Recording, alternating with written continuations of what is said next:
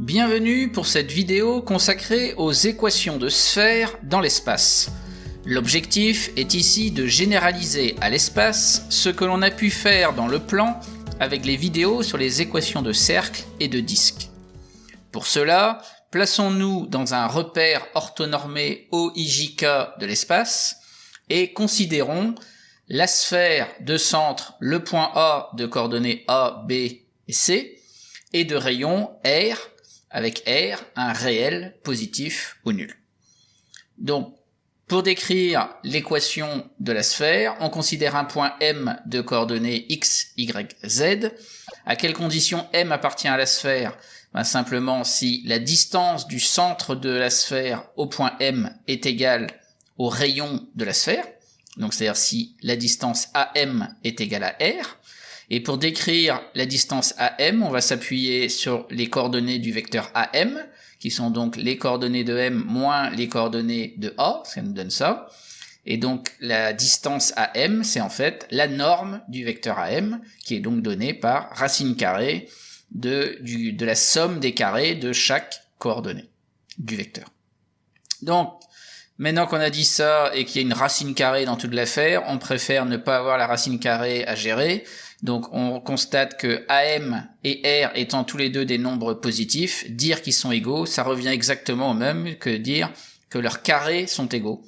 Mais maintenant AM au carré, ça fait cette racine carrée là au carré, donc ça fait sauter si on veut la racine carrée, et il nous reste juste x moins a au carré, plus y moins b au carré, plus z moins c au carré, égale le rayon au carré. Et donc ça en fait, c'est l'équation de la sphère de centre A, et de rayon grand R. Et donc c'est vraiment l'information la plus importante à retenir, et évidemment on constate que ça généralise les équations de cercle dans le plan.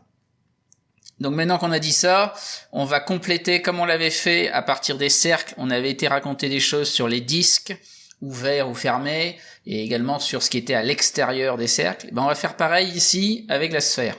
C'est-à-dire qu'on vient de voir que lorsqu'on a cette équation-là, donc avec un égal le rayon au carré, on a affaire à la sphère.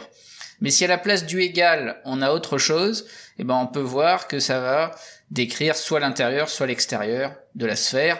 Pour le démontrer, il suffit de revenir à la démonstration qu'on vient de faire et de voir que la distance AM est si on est avec l'intérieur de la sphère, c'est-à-dire que la distance AM doit être plus petite que le rayon. Si c'est l'extérieur, c'est la distance AM doit être plus grande que le rayon. Et c'est comme ça qu'on récupère les différents résultats que je vais donner ici. C'est-à-dire que lorsqu'on a un inférieur ou égal à la place du égal, ça veut dire qu'on est à l'intérieur de la sphère. Mais comme le égal est autorisé, ça peut être la sphère. Et donc ça s'appelle la boule fermée de centre A et de rayon R.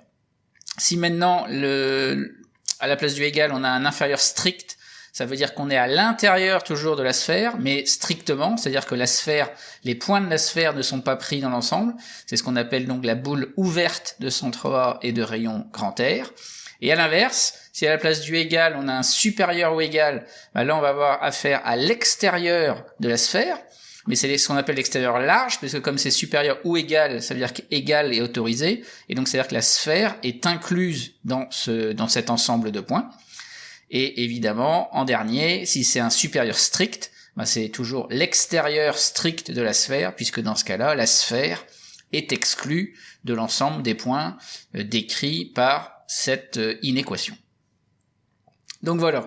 Donc maintenant que l'on a vu ces différentes propriétés, on va traiter un exemple, un premier exemple même. Donc on est toujours dans un repère orthonormé de l'espace, et on se demande quel est l'ensemble des points M de coordonnées x, y, z qui vérifie cette égalité-là. Donc évidemment ici, le fait de voir un x carré plus y carré plus z carré, ça doit mettre sur la piste des équations de sphère, même si c'est pas obligatoirement une équation de sphère.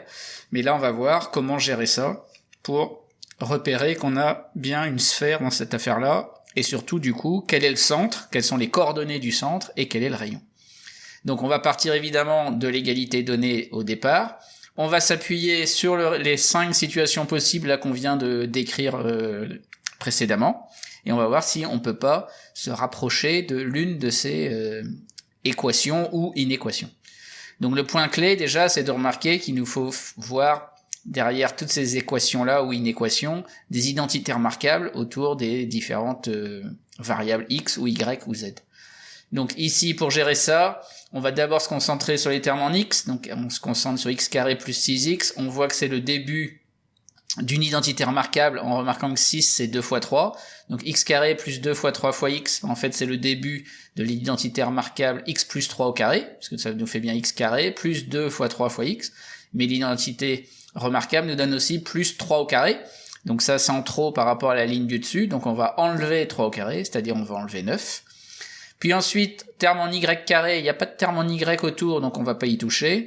Et par contre maintenant, on va se concentrer sur le terme en z carré moins 4z.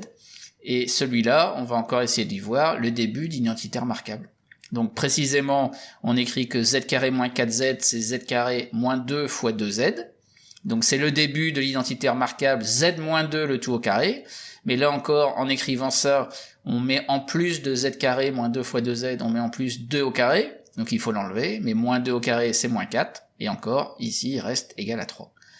Donc comme on a moins 9 et moins 4 à gauche, ici on va ajouter 9 à gauche et à droite, et on va ajouter 4 à gauche et à droite, ce qui va nous donner cette égalité-là.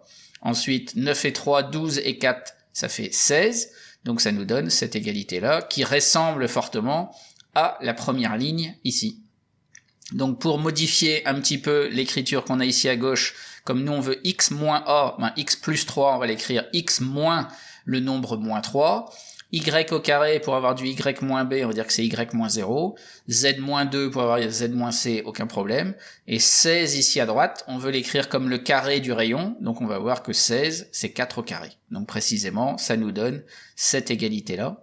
Et sous cette forme-là, on est pile poil sur cette forme d'écriture-là, et donc on est en mesure de dire que l'ensemble de points que l'on cherchait ici, c'est bien une sphère, mais pas n'importe laquelle, c'est en fait la sphère de centre A de coordonnées moins 3, 0, 2, donc moins 3 qu'on a ici, 0 ici et 2 ici, et de rayon, ici comme on a 4 au carré, le rayon c'est 4. Et donc, c'est comme ça qu'on procède en essayant de voir à chaque fois des identités remarquables au bon moment. Bien, maintenant qu'on a fait ça, on peut passer à l'exemple numéro 2, un autre ensemble à déterminer, un ensemble de points à déterminer.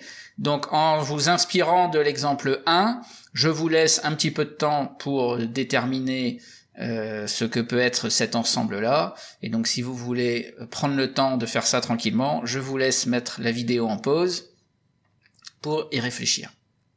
Donc voilà, si vous y avez réfléchi, maintenant la réponse est la suivante. Vous avez dû trouver que c'était la boule fermée de centre, le point A de coordonnées 1, moins 1,5, 3,5, et de rayon 1 sur racine de 2. Donc si jamais vous n'avez pas réussi à trouver ça, je vais détailler un petit peu comment je suis arrivé à cette conclusion-là. Donc on commence par réécrire l'inéquation de départ. Et maintenant qu'on a cette inéquation-là, l'idée c'est de la transformer pour arriver à une des 5 formes qu'on a vues précédemment. Donc pour aller faire ça, on va aller regarder ici l'inéquation. On voit qu'on a du x carré, y carré, z carré ici à droite du symbole supérieur ou égal. Donc on va regrouper tout le monde à droite, c'est-à-dire les termes en x, y, z, on va les mettre à droite. Et le plus 3 qu'on a ici, on soustrait 3 des deux côtés pour avoir le moins 3 qui est là. Et donc les termes en x, ça va nous donner x carré moins 2x, puisqu'on avait le plus 2x ici. Terme en y carré, maintenant y carré plus y, et z carré moins 3z. Pour gérer cela plus facilement, et pour se rapprocher plus facilement des équations ou inéquations qui sont ici, les termes en x, y, z sont toujours à gauche. Donc ici, on va faire pareil, on va mettre tous les termes en x, y, z à gauche, donc ça nous donne x carré moins 2x plus tout le reste, mais non plus, maintenant là c'est un plus grand que, mais là maintenant ça devient inférieur ou égal à moins 3. Et on va se concentrer maintenant sur cette inéquation là. Donc on se concentre sur tous les termes en x, puis après on va regarder tous les termes en y, puis les termes en z. Donc pour x carré moins 2x, on voit ça comme le début d'une identité remarquable. Donc c'est en fait x moins 1 au carré, donc ça c'est le début de l'identité remarquable x moins 1 au carré, mais comme on a 1 au carré en trop, donc on va faire moins 1 au carré, c'est-à-dire moins 1, donc ça nous donne ça, plus le terme en y carré plus y, y carré plus y, y c'est 2 fois 1/2 fois y. Donc c'est le début de l'identité remarquable y plus 1/2 au carré, qui nous donne bien y carré d'abord, plus y après. Mais en gros, on a 1/2 au carré en trop, c'est-à-dire un quart en trop, donc c'est pour ça qu'on met moins un quart. Et enfin, le terme en z carré moins 3z, c'est le début de l'identité remarquable z moins 3/2 au carré. Donc z moins 3/2 au carré qui donne bien d'abord z carré moins 3z, mais il y a aussi plus 3/2 au carré. Donc qui est pas ici sur la ligne du dessus, donc faut l'enlever, mais moins 3/2 au carré c'est moins 9 quarts, et donc toujours plus petit que moins 3 qui reste évidemment. On regroupe tous les termes constants qu'on a ici, mais on les regroupe tous à droite maintenant. Donc pour les regrouper, ça va juste faire moins 3 plus 1 plus 1 quart plus 9 quarts. On met tout en quart, et finalement après simplification, on voit que ça fait 1/2. Donc on a une expression ici qui ressemble fortement à la deuxième ligne qu'on a ici. Donc on a on veut x moins a au carré, donc là on a bien x moins 1 au carré, donc pas de souci. Y plus 1/2 au carré, si on veut l'écrire y moins b au carré, on va écrire plus 1/2 sous la forme moins 1/2. Pour le z moins c au carré, pas de souci. Et le 1/2, on veut l'écrire comme le carré d'un nombre. Donc là on va dire que c'est 1 sur racine de 2, le tout au carré. Donc on a x moins 1 au carré, plus y moins 1/2, le tout au carré, plus z moins 3/2 au carré, plus petit que 1 sur racine de 2 au carré. Et donc maintenant qu'on a cette forme-là, on voit que ça colle parfaitement à la deuxième ligne, et donc on peut conclure qu'on a affaire à une certaine boule fermée, et c'est même précisément la boule fermée qui a pour centre le point de coordonnées 1, moins 1/2 et 3/2, et le rayon c'est 1 sur racine de 2. Sur ce, je vous dis à bientôt pour d'autres vidéos.